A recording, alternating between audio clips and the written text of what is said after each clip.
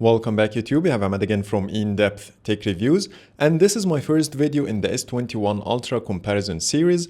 I decided to create a set of videos to compare the S21 Ultra against the latest and the greatest from Apple and Google. I will focus on one aspect per video to give you the most out of each one, and instead of making a review with high-level impressions. In this one, I will do an in-depth display comparison between the S21 Ultra, the 12 Pro Max, and the Pixel 5. So let's see how good is the S21 Ultra's display compared to the 12 Pro Max and the Pixel 5. But before getting started, let's make sure to subscribe and hit the bell icon to get notified every time I post a new video. So let's jump in.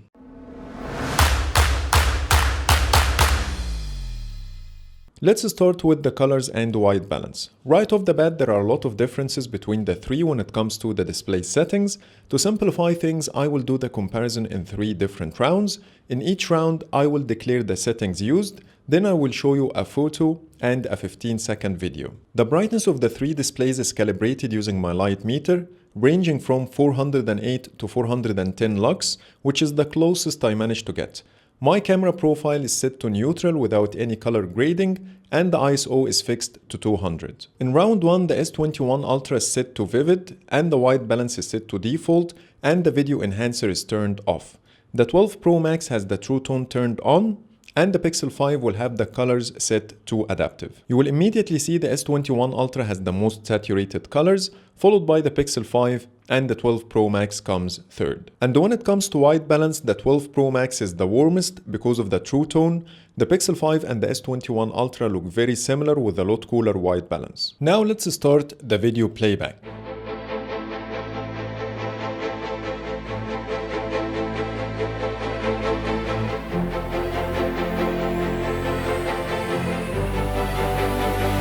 From what I've seen, the Pixel 5 has the highest contrast, so the dark areas in the scene look darker, followed by the 12 Pro Max, and the S21 Ultra has the lowest contrast. Now let's move on to round 2, and here the S21 Ultra and the Pixel 5 will remain the same, but I will turn off the True Tone on the iPhone. The same difference in colors apply here, but the 12 Pro Max has a lot cooler white balance now. Still slightly warmer than the other 2 phones, but it's hard to notice, and here's how it looks in video playback.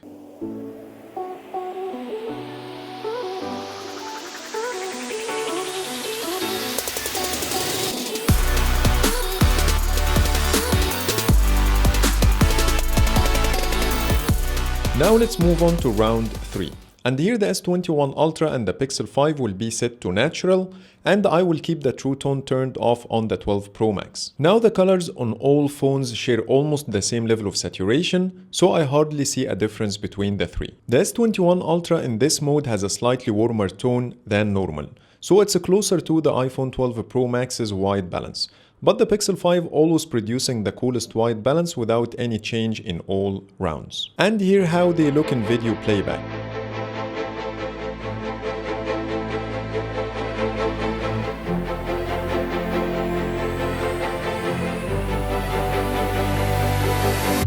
Overall, it depends on your personal taste which one look better, but in my opinion the S21 Ultra is the winner because it gives you far more options to tweak the display settings to your taste that the other 2 phones lack. Next, the sharpness. And here once more the win goes to the S21 Ultra as the text looks sharper thanks to the higher PPI. The 12 Pro Max comes in the 2nd place and the Pixel 5 comes 3rd. Now let's compare the peak brightness. Here I will point a flashlight towards the ambient light sensor of each phone to activate the peak brightness as if the phone is under direct sunlight. Then I will measure the brightness using my light meter, and I will use this cover to make sure the contact between the phone and the light meter is sealed, and finally I will use the same white background on all of them. First, I will put the phone with the display off to make sure no other light passes through, and as you see the reading is 0. Now let's unlock all phones with the white background already active and wait for the peak brightness to kick in.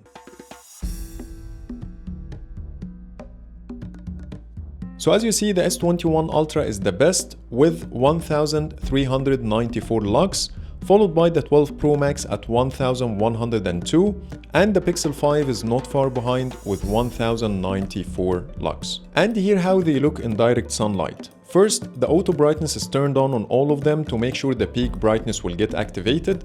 They are all readable in direct sunlight, but the S21 Ultra is the best by a good margin, followed by the 12 Pro Max, and the Pixel 5 comes third. Under the brightness category, I will also test how responsive is the ambient light sensor of each phone by setting the brightness to the minimum and point a flashlight towards all of them to see how fast each phone can go to 100% and vice versa. All of them reached 100% really fast, and the difference was minor. But there was a big difference between the three in moving back to the minimum brightness.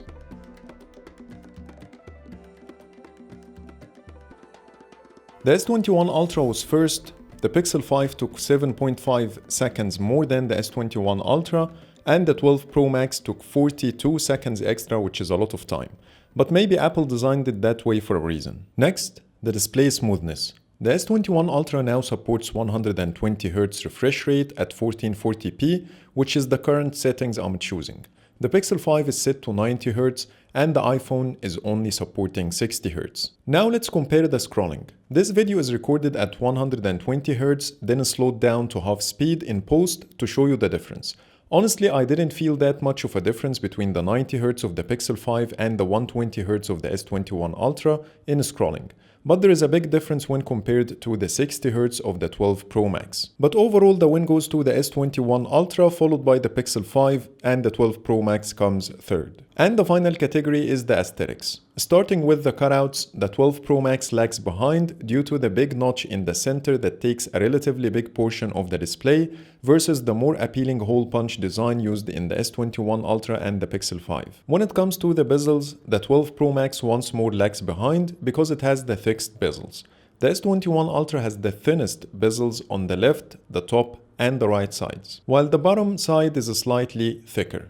The Pixel 5 bezels are somewhere in between when it comes to the thickness, but they are even across all sides. Finally, the flat versus the curved design. The 12 Pro Max and the Pixel 5 are using flat design, which is better than the curved design used in the S21 Ultra for a couple of reasons. First off, there is a noticeable crease in the S21 Ultra's display when I look at it from the sides, which might be annoying for some people. Secondly, getting a screen protector for a curved display is a nightmare, because you either need to go for a TPU film, which is not as clear as glass, or get a glass screen protector with adhesive on the edges only, or get a dome glass, which is expensive and the installation process is not as easy as normal ones. So in this category, I will give the win to the Pixel 5 because it balanced everything really well. The S21 Ultra comes second because of the curved display and the slightly uneven bezels, and the 12 Pro Max comes third because of the big notch and thicker bezels. So please let me know in the comments what do you think. So now I'm done with my comparison, and overall the S21 Ultra is the winner. It was the best in 4 out of 5 categories: